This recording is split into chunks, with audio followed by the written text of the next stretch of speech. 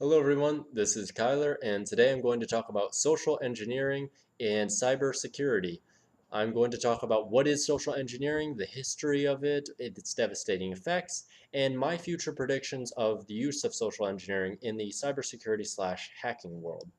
So first I'm going to define social engineering, and I'm going to define it as social engineering is being able, in the hacking world, is gaining information, access, or knowledge solely based on verbal communication.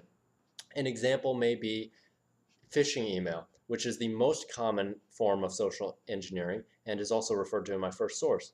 Phishing emails are typically sent to your spam or your junk mail, but if some occasionally do slip by into your actual inbox, and you might recognize these types of emails as asking for personal information, sending you links, and asking you to follow certain directions. And these types of emails are basically the at the core basically the sense of what is social engineering.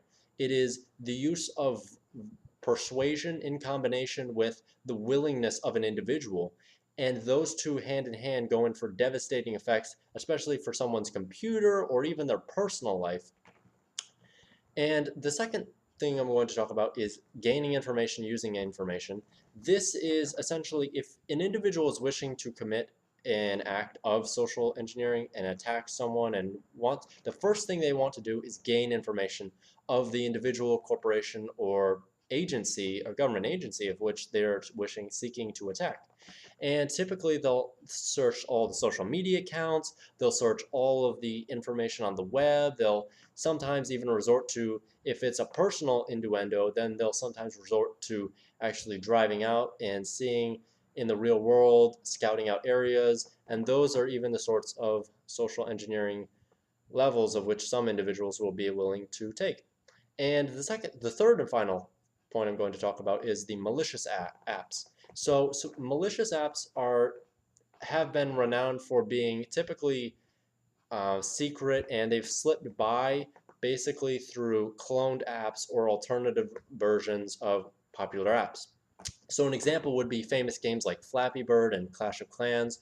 Those have many hundreds or even thousands possibly of alternative versions that are also on the Google Play or Apple Store. And many times people or individuals will publish these apps with malicious intent and hidden software that sometimes even slips by those the Google Play or an Apple Store, but most of the time they don't. So the second point I'm going to talk about are real life examples of social engineering and the effectiveness. One of the most renowned attacks ever to be committed was the Sony Entertainment attack.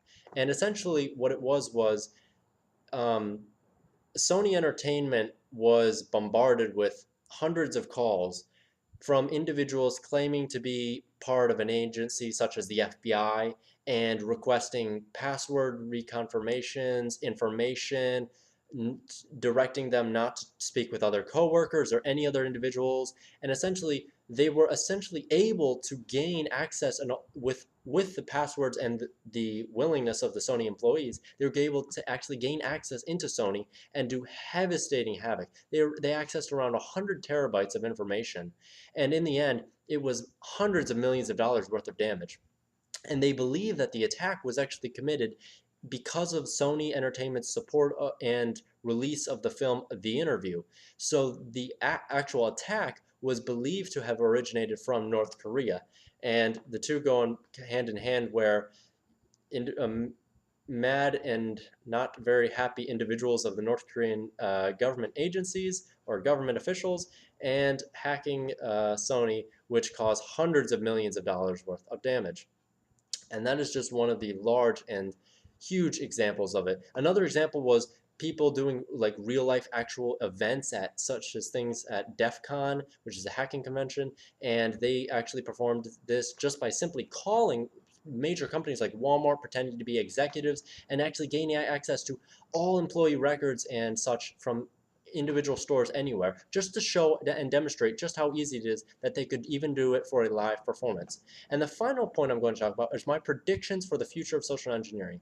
And that would be that I don't think that social engineering will in the long run have a heavy effect, and that is mainly because more precautions and more measures will be in place to prevent these from occurring, and I don't think it will have to be more technical in the future, whereas social engineering is a less technical aspect of the hacking world. And I hope you learned something from this video, and I will talk to you all later.